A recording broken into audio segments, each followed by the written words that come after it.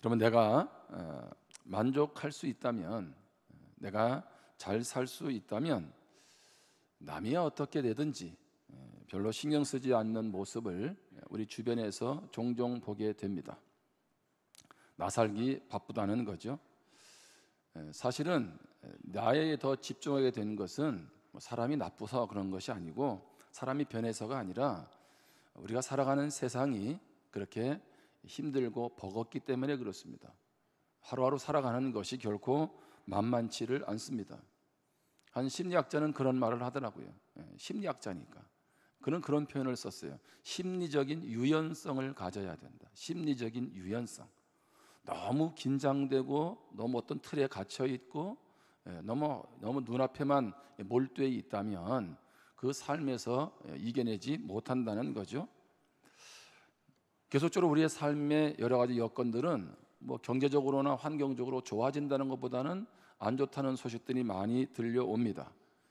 그렇게 젊은 세대도 많이 힘들어하고 또 은퇴하고 난 이후의 세대도 많이 힘들어합니다. 사회적으로 숨 쉴 틈도 없고 각박해지니까 함께 하기보다는 혼자 하기를 선호합니다. 함께 하는 것 자체가 부담스러운 거예요. 함께 하는 자체가 에너지를 소모한다는 거죠. 왜 내가 내 돈까지 들이면서 굳이 함께 해야 되느냐는 거예요. 그것이 바로 스트레스라는 겁니다. 차라리 홀로 있으면 비용도 더 들고 덜 적게 들고 스트레스도 적게 받기 때문에 그럴 것입니다. 우리가 늘 하는 말처럼 이 시대는 그래서 각자 알아서 살아가는 각자 도생의 시대를 지금 살아가고 있습니다. 여러분, 그런 가운데 우리는 왜 이렇게 예배 자리에 모이고 공동체로 이루어 가야 되느냐는 것입니다. 그 세 가지 이유를 드는데, 그 첫 번째는 영적인 공동체는 우리의 운명이라는 것입니다. 내가 예수를 믿어서 이렇게 공동체를 이루는 것은 선택사항이 아니라는 거예요. 예수를 믿고 예수님이 나의 구원자가 되시고 예수님이 내 인생의 주인이 된다는 것, 그것은 한 단계 더 나아가서 내가 그리스도의 몸을 이룬다는 것입니다. 영적 가족이 된다는 거죠. 여러분, 어떻게 몸이 한 지체만으로 이루어질 수 있습니까? 그렇지 않죠? 여러분, 하나님께서 성삼위로 존재하시잖아요. 성부 하나님, 성자 예수님, 성령 하나님. 이건 이해할 수 없는 영역이죠. 자, 그런데 그 세 분을 통해서 우리에게 뭘 보여주고 있나요? 공동체적인 영성을 우리에게 말씀해 주고 있죠. 그러니까 우리는 하나님의 모습을 봐서도 그렇고 혼자서 개별적으로 살아갈 것이 아니라 반드시 공동체와 함께 해야 된다는 것입니다. 왜 살아가기 힘든데 우리가 공동체를 이루어 가야 합니까? 영적 공동체는 관계 훈련의 장입니다. 인간관계에 있어서 제일 중요한 것은 무엇입니까? 오늘 많은 사람들이 관계를 맺으면서 상처를 주고받죠. 그런데 그럼에도 불구하고 홀로 있을 때는 온전하게 나를 성숙시키고 변화시키는 것은 어려울 것입니다. 그래서 힘들어도 어떻게 해요? 관계를 통해서 나를 빚어가는, 나를 변화시키는 그런 과정을 우리가 경험하게 되는 것입니다. 그리고 세 번째로 영적 성숙을 위해서 우리는 공동체로 모입니다. 한번 따라해 보실래요? 성숙은 언제나 관계적이다. 자기 혼자 영적인 어떤 펀치력을 길렀다라고 해서 내가 더 성숙해지는 것이 아니라는 거예요. 공동체를 통해서 그의 영적 성숙을 볼 수가 있는 것입니다. 여러분, 창세기 2장 18절에 보면 여호와 하나님이 이르시되 사람이 혼자 사는 것이 좋지 아니하니 내가 그를 위하여 돕는 배필을 지으리라 하시니라. 제가 한 번씩 이 말씀을 인용하죠. 자, 하나님은 천지를 창조하시고 보시기에 좋았다, 심히 좋았다, 이런 말을 쓰시는데 지금 아담을 지으시고 나서 혼자 있는 것이 좋지 않다라고 하는 부정적인 용어를 사용하십니다. 이때는 죄가 들어오기 전입니다. 하나님과 인격적으로 교감을 하고 있는 가장 행복한 곳 에덴 동산에 머물러 있습니다. 정말 하나님과 인간이 완벽하게 친밀함을 경험하고 있는 곳이 바로 이 에덴 동산에서 이때의 모습이었어요. 근데 하나님은 왜 혼자 있는 것이 좋지 않다, 이런 부정적인 표현을 쓰셨을까요? 그것은 사람 안에는 사람만이 채워줄 수 있는 공간이 있다는 것입니다. 다른 그 누가 채워줄 수 없는 사람만이 채워줄 수 있는 그런 공간이 있다는 것입니다. 여러분, 그렇게 보면 우리는 홀로 존재할 수가 없습니다. 공동체와 함께 해야 합니다.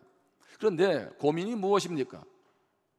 왜 공동체를 해야 되는지도 알고 공동체가 성숙해 되고 얼마나 중요한지를 알겠는데, 문제는 뭐냐면 공동체가 성숙하지 않다는 게, 그게 문제죠. 공동체가 우리가 생각하는 것만큼 그렇게 잘 다듬어져 있고 건강하면 좋은데, 그렇지 않은 모습 때문에 우리가 힘들어 한다는 것입니다. 한번 따라해 보실래요? 공동체는 결과가 아니라 과정으로 보아야 한다. 무슨 얘기입니까? 지금 우리가 모여있는 공동체 구성원 한 사람은 어떤 사람들이에요? 다 아주 완전하게 성숙되어 있는 그런 모습이 아니에요. 다 어떤 분입니까? 성숙의 여정에 있는 사람입니다. 다시 말하면 진행형이라는 거예요. 진행형. 자, 우리는 지금 완벽한 사람들이 모여 있지 않잖아요. 우리가 여러분 교회에 오든지 어느 모임에 가서든지 우리가 실망하는 게 뭡니까? 사람 때문에 실망하죠. 여러분, 그러면 사람 때문에 실망하지 않을 수 있는 곳은 어디에 가면 있을까요? 그런 곳이 있으면 저에게도 알려주세요. 저도 좀 그런 데 가게. 가족들인, 혈육이 있는 가족들도 그렇잖아요. 얼마나 힘든 시간들을 보냅니까? 여러분, 그렇게 보면 우리는 성숙한 모습보다 성숙해가는 모습을 인정해 주면 좋겠다는 것입니다. 우리는 계속 그런 성숙을 향해서 나아가고 있다는 거죠. 여러분, 하나님의 백성들, 이스라엘 백성들을 한번 잘 보세요. 그들은 성숙한 공동체였을까요? 그렇지 않죠. 우리가 계속 민수기 말씀을 통해서 지금 나누고 있는데, 오늘 말씀도 잘 보면 이제 이스라엘 백성들이 가나안 땅을 들어가기 전에 바로 요단 동편 모압 암몬 그 지역에 어떤 일이 벌어집니까? 땅을 정복하게 되죠. 자, 그러면서 르벤 지파, 갓 지파가 우리는 가나안 땅 안 들어가겠다는 거예요. 이곳에 살게 해달라고. 그러면서 이스라엘 지파 전체에 갈등이 생겨나고 있는 그런 모습이 오늘 본문 전체의 배경 속에 담겨져 있습니다. 저는 이러한 갈등의 모습을 겪는 이들을 통해서 우리 개개인이 어떻게 성숙해서 건강한 공동체를 이룰 것이냐, 거기에 초점을 좀 맞춰보기를 원합니다. 자, 성숙한 성도가 되려면 첫 번째는요, 하나님의 뜻에 초점을 맞추어야 합니다. 자, 미디안과의 전투에서 승리한 이후에 엄청난 전리품을 얻게 되죠. 지파들마다 골고루 분배했습니다. 오늘 본문 1절입니다. 르벤 자손과 갓 자손은 심히 많은 가축대를 가졌더라. 그들이 야셀 땅과 길라 땅을 본즉 그것은 목축할 만한 장소인지라. 자, 두 지파가 이제 소유가 넉넉해졌습니다. 그리고 이 정복한 요단 동편의 땅을 보니까 자기들의 가축대를 가지고 그곳에서 지내기에 가장 좋은 땅이라는 생각이 들었던 거죠. 자, 그래서 그들이 이제 모세에게, 제사장 엘르아살 또 이스라엘의 지도자들에게 요청을 합니다. 두 지파가 5절입니다. 또 이르되 우리가 만일 당신에게 은혜를 입었으면 이 땅을 당신의 종들에게 그들의 소유로 주시고 우리에게 요단강을 건너지 않게 하소서. 지금 뭐라고 두 지파가 요청하고 있습니까? 이 땅 참 마음에 든다는 거죠. 그러니까 이 땅을 우리에게 달라고. 그리고 우리는 굳이 가나안 땅을 들어가지 않겠다고 이렇게 말을 합니다. 자, 두 지파의 문제는 무엇입니까? 아브라함 이후에 하나님은 이스라엘 백성들에게 가나안 땅, 약속의 땅을 바라보고 나아갈 것을 말씀했죠. 그것이 바로 하나님의 뜻이었습니다. 그러면 이들은 어떻게 해야 돼요? 이스라엘 백성들과 함께 공동체를 이루어서 가나안 땅 정복하는 일에 동참을 해야 되는 거죠. 그런데 우리는 그 정복 전쟁에는 동참하지 않겠다는 거예요. 여기가 살만하고 우리 가축대도 많으니까 이곳을 우리에게 달라고 요청해 주고 있는 것입니다. 요구하고 있는 거죠. 한마디로 말하면 이들에게 하나님의 뜻, 하나님의 약속은 안중에도 없어요. 자신들의 풍요를 어떻게 계속 누리느냐, 거기에만 관심이 있는 것입니다. 마치 창세기 말씀에 보면 아브라함의 조카 모습과도 아주 일맥상통하죠. 여러분, 아브라함이 조카 롯과 있을 때, 자, 아브라함이 그런 얘기를 하죠. 내가 우하면 우하고 내가 좌하면 나는 우하고, 이렇게 이제 선택권을 주는데, 그때 바라본 땅이 무엇이었습니까? 소돔 고모라였죠. 근데 그 땅이 애굽 땅과 같이 풍요로운 땅이었다는 겁니다. 여호와의 동산처럼 좋은 땅이었다는 거예요. 근데 가나안 땅은, 약속의 땅은 아주 척박한 땅이었어요. 가고 싶지 않은 땅이었죠.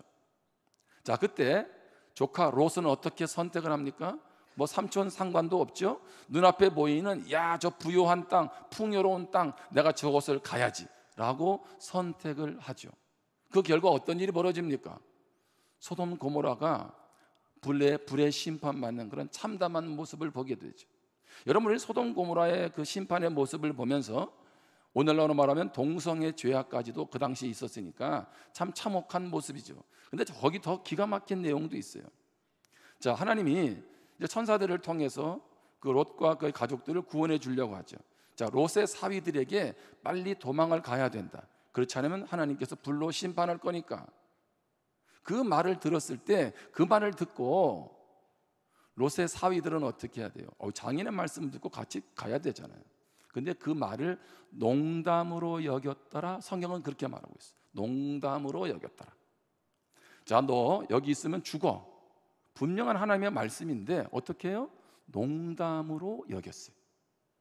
자, 환경 따라가고 세상 따라가니까 결국에는 어떤 일이 벌어지나요? 하나님의 말씀을요, 농담으로 여겨요. 우리 성도님들은 하나님의 말씀을 어떻게 대하십니까? 이 말씀대로 내가 살아가야 되고 그 뜻을 이루어 가야지, 그렇게 가슴에 새기세요? 아니면 그냥 한 귀로 듣고 한 귀로 흘려 버립니까? 그러니 하나님의 복이 나의 복이 되지 못하는 거죠. 순종이 없는데 어떻게 하나님의 역사를 볼 수 있겠습니까? 비록 아브라함은 척박한 땅이지만 롯에게 그 땅 양보하고 가나안 땅으로 갔을 때 하나님의 놀라운 역사를 그와 그의 후손을 통해서 이루어 가지 않으십니까? 여러분의 관심은 어디에 있나요? 하나님의 뜻에 있나요? 아니면 내 뜻을 이루는 데 관심이 있습니까? 하나님의 뜻대로 내가 살아가고 하나님의 뜻에 내 삶의 초점을 맞추려면 하나님의 말씀이 없이는 불가능합니다. 기도가 없이는 불가능해요. 여러분, 어떻게 요즘 성경을 읽고 계세요? 요즘 어떻게 말씀을 날마다 이렇게 좀 큐티는 하십니까? 예배 시간에 주일 예배 한번 듣는 말씀은 마치 무엇과 같아요? 목사님, 저는 일주일에 한 끼만 먹고 살겠습니다, 이 말하고 똑같은 거예요. 그렇죠? 그만큼 다이어트가 필요하면 그렇게 하셔야 되는데, 여러분, 우리가 그렇게 살 수 없잖아요. 우리는 날마다 말씀을 통해서 하나님의 뜻이 뭔지를 찾아가야 돼요. 우리가 많은 하나님의 뜻을 알고자 하는 기도의 내용은 이미 성경에 기록되어 있어요. 근데 문제는 뭐예요? 성경을 덮어놓고 있다는 거죠. 여러분, 이렇게 신앙생활을 10년, 20년, 30년 하게 되면 어떤 일이 벌어질까요? 그런 사람을 성경은 우리 일반적으로 종교인이라고 말하는 거예요. 여러분, 한국 교회에 대한 많은 말들이 있어요. 성도들의 문제가 많다, 도덕적으로 문제가 많다, 타락했다, 목회자의 문제다, 지도자들의 문제다, 이제 코로나 이후에 또 인구 절벽이고 계속 하강곡선을 그릴 것이다. 가장 큰 문제는 뭘까요? 말씀 앞에 가지 않아서 그래요. 여러분, 하나님의 말씀이 내 안에 살아있으면 뭐가 문제입니까? 그런데 우리는 모이는 데는 신경을 썼는데 날마다 말씀을 가지고 내 삶을 살아가는 데는 너무 등한히 했다는 거죠. 바울은 말합니다. 골로새서 3장 1절 2절에 그러므로 너희가 그리스도와 함께 다시 살리심을 받았으면 위의 것을 찾으라. 거기는 그리스도께서 하나님 우편에 앉아 계시느니라. 위의 것을 생각하고 땅의 것을 생각하지 말라. 우리에게 뭐라고 말씀해요? 위의 것을 생각하라, 위의 것을 찾으라. 왜 자꾸 위의 것? 위의 것이 뭡니까? 하늘만 쳐다보면 되나요? 아니죠. 하나님의 뜻이죠. 하나님의 뜻, 하나님의 나라, 그분이 내 삶을 다스리는 것, 바로 그것이 위의 것입니다. 그런데 우리가 믿음 생활하면서 위의 것 보지 않고 계속 땅의 것을 보며 살아간다는 거예요. 그러니 제발 부탁하는데 땅의 것이 전부인 것처럼 살아가지 말고 하나님의 뜻을, 하나님의 나라를 구해라고 지금 바울이 말해주고 있는 것입니다. 여러분, 땅의 것으로 다 만족할 수 있습니까? 땅의 것으로 늘 행복하던가요? 땅의 것을 가지고 주님 앞에 갈 수 있습니까? 오늘 우리가 다시 한번 우리 삶 가운데서 무엇이 내 중심의 자리를 차지하고 있는지, 영적인 성숙은 말씀이 없이는 불가능합니다. 그 말씀대로 살아가기 위한 기도가 없이는 불가능합니다. 여러분, 그래서 오늘도 예배의 자리로 온 거죠. 왜? 예배를 통해서 그분의 음성을 듣고 그분의 뜻을 따라가야 되니까. 여러분의 성숙을 위해서 하나님의 뜻에 초점 맞추는 삶을 살기를 주님의 이름으로 축복합니다. 여러분, 그냥 신앙생활 해서는 안 돼요. 두 번째로, 성숙한 성도가 되려면 남을 배려하는 마음을 가져야 합니다. 모세는 두 지파의 요청을 들었습니다. 그리고 어떻게 합니까? 좋다, 그렇게 하자 하지 않죠. 단호하게 그 부분에 대해서 이제 대처를 합니다. 너희 두 지파가 요구하는 것은 우리 공동체 전체를 낙심하게 하는 것이다, 이렇게 하면서 책망을 합니다. 책망을 하면서 한 가지 이야기를 합니다. 너희들도 알지 않느냐? 40년 전에 내가 너희 부모님들 세대 때 12지파에서 정탐꾼을 뽑아서 12명을 뽑아서 가나안 땅을 보냈는데 그 중에 10명이 부정적인 보고를 하게 되고 모든 사람들이 부정적으로 반응하는 바람에 너희 부모님들이 다 이 광야에서 죽지 않았느냐? 그런데 왜 40년이 지난 너희들이 그와 똑같은 상황을 지금 자초하려고 하느냐? 이렇게 말하고 있는 것입니다. 여러분, 공동체를 무너뜨리는 것은 뭘까요? 여러 가지가 있지만 가장 대표적인 것은 이기주의입니다. 이기주의. 자기 위주로 생각하고 행동하는 것입니다. 나는 안 그래 하는 사람이 제일 문제야. 그렇죠? 여러분, 신앙이 성숙되어 있는 사람은요, 늘 부족함을 느끼고 자신을 돌아봐요. 근데 나는 괜찮아요? 괜찮은 건 이미 벌써 위기의 상황이라는 얘기죠. 온 세상이 다 내 위주로 돌아가야 되는 거죠. 이런 사람을 불쌍한 사람이다, 이렇게 말하는 거예요. 민수기 32장 15절에 보면 너희가 만일 돌이켜 여호와를 떠나면 여호와께서 다시 이 백성을 광야에 버리시리니 그리하면 너희가 이 모든 백성을 멸망시키리라. 너희들이 하나님의 약속대로 가나안 땅 가지 않고 하나님의 약속을 버리면 광야에 하나님이 너희를 버리실 것이고, 어떻게 해요?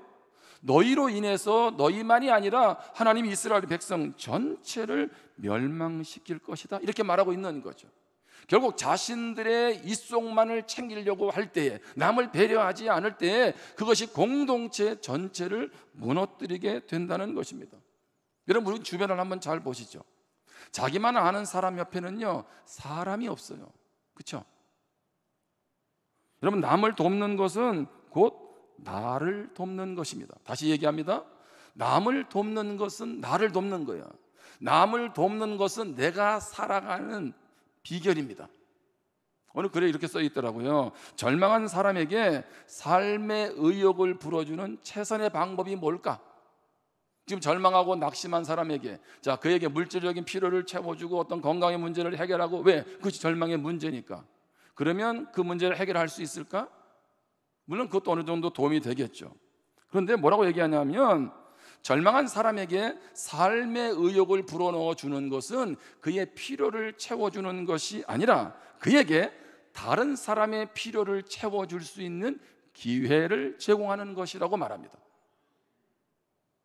절망하는 사람이 소망 가운데 살아가게 하는 비결이 뭐라고요? 또 다른 절망하는 사람, 또 다른 필요가 있는 그 사람을 도와줄 수 있도록 기회를 제공해 주는 것. 아니, 지금 내가 힘들어 죽겠는데 내가 또 다른 그런 사람을 돌본다니. 여러분, 그러면서 내가 산다는 거죠. 내가 회복된다는 거죠. 내가 얼마나 복된 존재인지를 알게 된다는 것입니다. 우리 어른들이 자녀들한테 그런 얘기를 하잖아요. 요즘에 나 때는 그러면서 배부른 소리 한다고. 배부른 소리, 그렇죠? 옛날에는 당장 먹고 사는 문제가 힘들었는데 요즘 요구하는 모습을 들으면서 무슨 생각이 드세요? 배부른 소리 한다는 거죠. 근데 자녀들은 그거 몰라요. 지금 배부른 소리인지. 지금 주어진 환경이 그러니까. 여러분, 아프리카에서 내려온 격언을 한 번씩 들어보셨죠? 이런 말, 빨리 가려면 혼자 가라, 멀리 가려면 어떻게 가라? 함께 가라. 근데 이 말은 들으셨어요? 빨리 가려면 직선으로 가라, 깊이 가려면 굽이 돌아가라. 외나무가 되려거든 혼자 서라, 푸른 숲이 되려거든 함께 서라. 푸른 숲은 나무 혼자, 나 혼자 이루어갈 수 없는 거죠. 함께 해야 이루어갈 수 있는 것입니다. 현대 사회에서 사람들은 그렇게 생각을 하죠. 혼자서도 잘 살 수 있다. 그런 환상을 갖기 쉽습니다. 돈만 있으면 웬만한 일들은 해결되기 때문에 그렇습니다. 하지만 머나먼 인생길에서 마지막까지 웃을 수 있는 사람은 다른 이들과 함께 할 줄 아는 사람입니다. 내가 싫은 일은 남에게도 하지 않고 내게 좋은 일도 남에게 양보해 가면서 더불어 살아갈 줄 아는 사람, 바로 그 사람이 복된 사람이다. 성경은 그렇게 말하는 거죠. 마태복음 7장 12절입니다. 그러므로 무엇이든지 남에게 대접을 받고자 하는 대로 너희도 남을 대접하라. 이것이 율법이요 선지자니라. 여러분, 이것을 황금률이라고 하죠. 황금률. 황금향이 아닙니다. 황금률.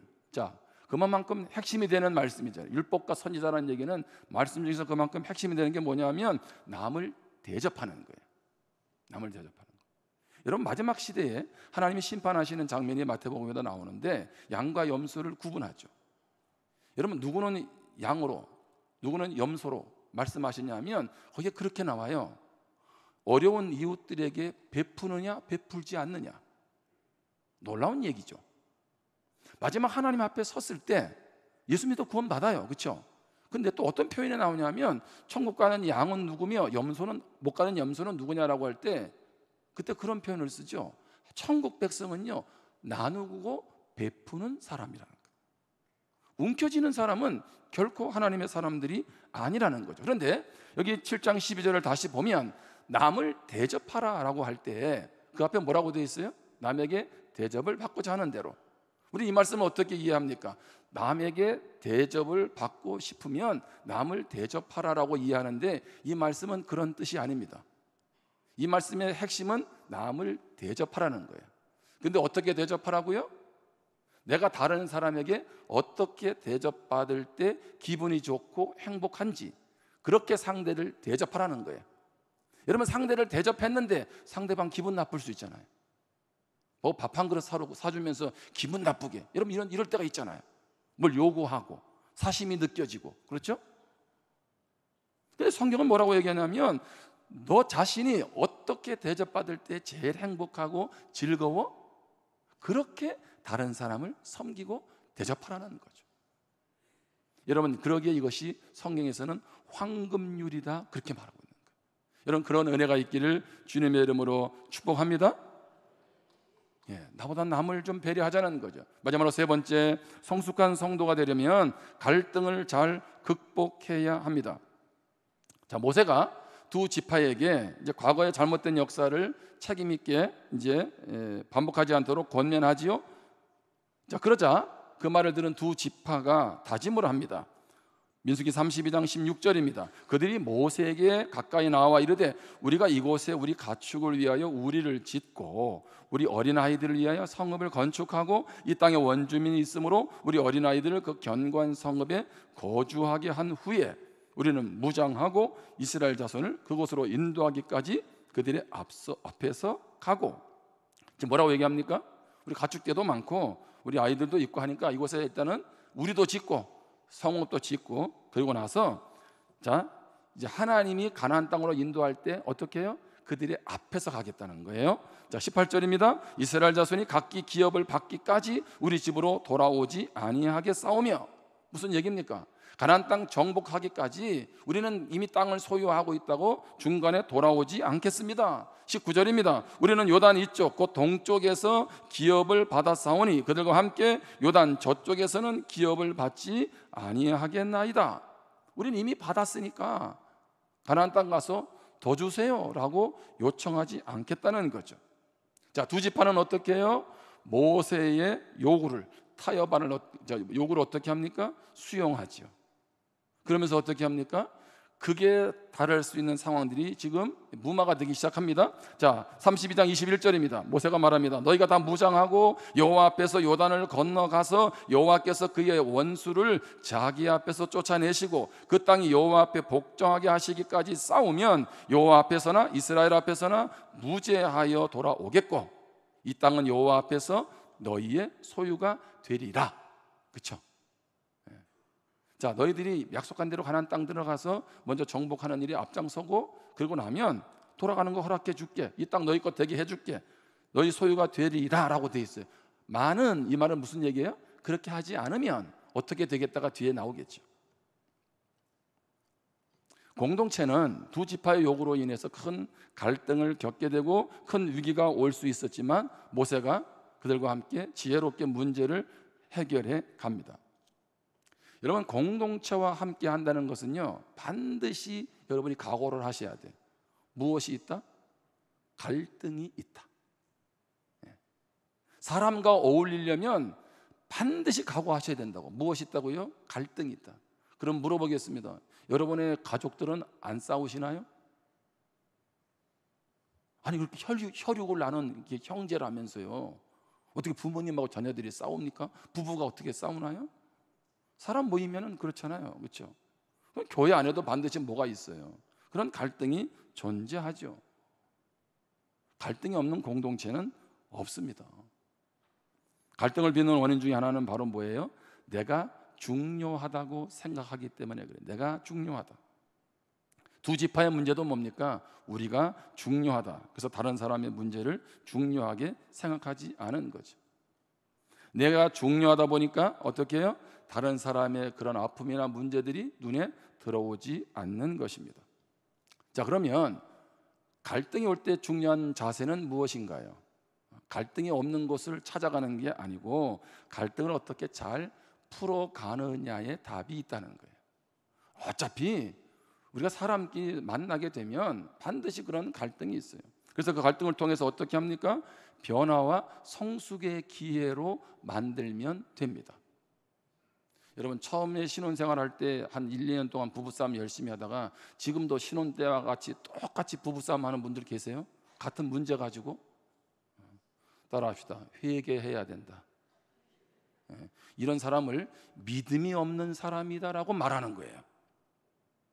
왜냐하면 뭐 신혼 때 좀 서로 모르니까 싸울 수 있잖아요.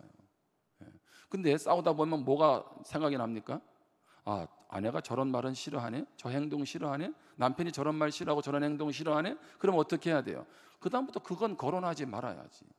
왜 싫어하는 시어머니 얘기를 하고 왜 싫어하는 그 얘기를 왜 하냐고. 그렇죠? 근데 그거를 계속 반복합니까? 믿음이 없는 사람이죠. 믿음이 있으면 어떻게 그 사람 들어갈 수 있어? 이미 변화돼도 한참 전에 변화돼야지. 우리의 갈등은 내가 성장할 수 있는 기회라는 거예요. 야고보서 1장에 보면 내 형제들아 너희가 여러 가지 시험을 당하거든 온전히 기쁘게 여기라. 아니, 시험이 오는데 힘들어 죽겠는데 갈등이 왔는데 기쁘게 여기라니. 3절에 이는 너희의 믿음의 시련이 너희의 갈등이 인내를 만들어내는 줄 너희가 알미라. 인내를 온전히 이루라. 이는 너희를 온전하고 구비하여 조금도 부족함이 없게 하려 함이라. 온전하고 구비하여 조금도 부족함이 없다는 건 무슨 얘기입니까? 성숙한 사람 된다는 거죠. 성숙한 사람은 그냥 되는 게 아니에요. 반드시 무엇을 겪었어요? 갈등을 겪었습니다. 근데 그 갈등을 통해서 어떻게 합니까? 잘 인내하고 그것을 잘 버무린 거죠. 잘 견뎌내고 잘 풀어낸 거죠. 그래서 어떻게 해요? 부족함이 없는 사람으로, 온전한 사람으로, 성숙한 사람으로 나아가게 되는 거예요. 여러분, 그래서 성숙은 과정입니다. 여러분, 이런 아픔이 없는 성숙은 불가능한 겁니다. 여전히 아픔만을 가지고 찡찡대고 있다면 여러분 생각해 보셔야 돼요. 다시 얘기합니다. 그것은 믿음이 없는 모습이에요. 믿음이 없는 모습. 스카펙이라는 사람은 문제는 우리의 지혜와 용기를 자신의 밖으로 끄집어내도록 도와준다, 이렇게 말했어요. 놀라운 얘기 아닌가요? 어떤 문제가 있잖아요. 어떤 상황이 발생하면 그 문제는 내 안에 있는 지혜와 용기를 끄집어낸다는 거예요. 나에게 그런 지혜가 있었어? 그런 용기가 있었어? 무슨 얘기입니까? 문제가 딱 생기는 순간에 이걸 어떻게 풀어가야 되지? 그러면서 생각하잖아요. 그러니까 어떻게 해요? 지혜가 생기겠죠. 이 삶의 문제는 용기를 갖고 돌파해야 되죠. 그래서 어떻게 해요? 숨을 것이 아니라 상대방과 만나서 풀어가야 되잖아. 그러니까 어떻게 합니까? 용기를 알게 되고. 그뿐만 아니겠죠. 혹시 이 자리에 지혜가 부족한 분 계세요? 기도도 해야 되지만 여러분, 갈등을 잘 이겨내면 지혜로운 사람 될 줄 믿습니다. 여러분, 그래서 연륜을 무시 못하는 거죠. 그렇죠? 연륜이란 건 그런 거잖아요. 삶의 우여곡절을 겪으면서 삶의 지혜를 터득하는 거죠. 그래서 성경에서는 어른들을 함부로 하지 말아라, 그렇게 말하고 있는 거예요. 왜? 그만큼 많은 지혜를, 삶의 노하우를 갖고 있기 때문에 그렇습니다. 여러분, 그럼에도 불구하고 갈등은 쉽게 해결되지 않습니다. 그래서 어떻게 해요? 기도하셔야 돼요. 사람 찾아가서 저 사람이 저렇게 얘기했다고 하면 흠집만 나요. 그럼 그 사람의 말이 벌써 돌아서 옵니다. 아시겠어요? 그러니까 그러지 말고 그냥 하나님 앞에 가서 먼저 기도해요. 속상하면 속상한 대로. 그렇게 기도하다 보면 제가 반드시 말씀을 드리는데 하나님이 지혜를 주실 거예요. 그렇게 울고불고 기도해도 지혜를 안 주면 저를 찾아오시면 제가 지혜를 드리겠습니다. 하나님이 우리에게 기도를 만들어 놓으셨죠. 무엇보다 그 기도할 때 갈등을 해결하는 가장 큰 핵심은 뭐냐? 예수 그리스도의 십자가인 줄 믿습니다. 그리고 마지막으로 에베소 2장 14절에 보면 그는 우리의 화평이신지라 둘로 하나를 만드사 원수된 것 그 중간에 막힌 담을 자기 육체로 하시고, 이렇게 표현할 수 있잖아요. 갈등으로 인한, 당신이 여기 죄에 대한 막힌 담이지만 갈등으로 인해서 우리의 담이 막혀 있을 수 있잖아요. 사람과의 관계가. 15절에 법조문으로 된 계명의 율법을 폐하셨으니 이는 이 둘로 자기 안에서 한 새 사람을 지어 화평하게 하시고, 16절에 또 십자가로 이 둘을 한 몸으로 하나님과 화목하게 하려 하심이라 원수된 것을 십자가로 소멸하시고, 하나하나 갈등 있는 사람을 무엇으로? 하나로 만드셔서 화목하게 하시는 분, 그분이 누구세요? 바로 예수 그리스도인 줄 믿습니다. 십자가로 가야 화목이 가능합니다. 십자가 앞에서도 화목이 안 되면 또 얘기합니다. 회개하셔야 됩니다. 믿음이 없다는 얘기. 십자가 앞에서 해결되지 않는다면 내가 영적으로 어리다는 얘기고, 아직 신앙이 어쩌면 출발조차 하지 않을 수도 있습니다. 그것은 신앙의 연수와 성경 공부를 많이 한 것과 전혀 상관이 없습니다. 오늘 우리가 복음 앞에서, 십자가 앞에서 반응할 때 진정한 성도의 모습을 갖게 될 줄 믿습니다. 이제 한 이야기를 한번 마칠게요. 영국의 분석가인 페어 베인이라는 사람은 인간에게 있어서 가장 기본적인 본능이 있는데 그 중에 하나가 뭐냐면 대상 추구의 본능이라는 거예요. 대상 추구의 본능. 이건 어떤 말일까요? 내가 누군가와 관계를 맺는 것은 인간이라면 거역할 수 없는 본능이라는 거예요. 그러니까 본능적으로 다른 사람에게 어떻게 해요? 관계를 맺고 싶어하는 마음이 있다는 거죠. 그래서 사람은 누구에게 기대고 싶어 하지요? 보살핌을 받고 싶어 합니다. 무엇이든지 공유하고 싶어 합니다. 자, 맛있는 거 먹으면 누가 생각나나요? 1번 담임 목사님, 2번 남편, 아내, 3번 자녀. 누가 생각나요? 1번. 대단히 감사합니다. 내가 생각난다 그랬지 사달라 소리는 안 했잖아요. 저는 먹으면 누가 생각날까요? 저는 몰랐어요. 근데 제 친구하고 이렇게 밥을 먹으면 그러더라고. 너는 왜 맛있으면 항상 네 딸 얘기를 하냐 그러더라고. 그래서 내가 회개를 했어. 아내라는 말을 안 해가지고. 왜냐하면 우리 딸들 갖다 줘야지, 여기 한번 와봐야지, 이런 말을 하거든요. 그렇죠? 여러분 제가 행복해 보이지 않으세요? 아, 우리 목사님 일본 성도가 생각나야지. 예, 예. 뒤집어서 말하면 여러분도 제 생각 안 하면서 예? 오늘 우리는요 혼자 못 살아요. 지금 이렇게 환하게 웃듯이 점심 먹을 때도 환하게 웃으세요. 이거 너무 인상 쓰지 마세요. 여러분 그러다가 이제 하나님 빨리 부시면 어떻게 하려고, 해결할 일도 많은데. 자고 있는 분하고 인사하겠습니다. 저 좀 사랑해 주세요. 이렇게 좀.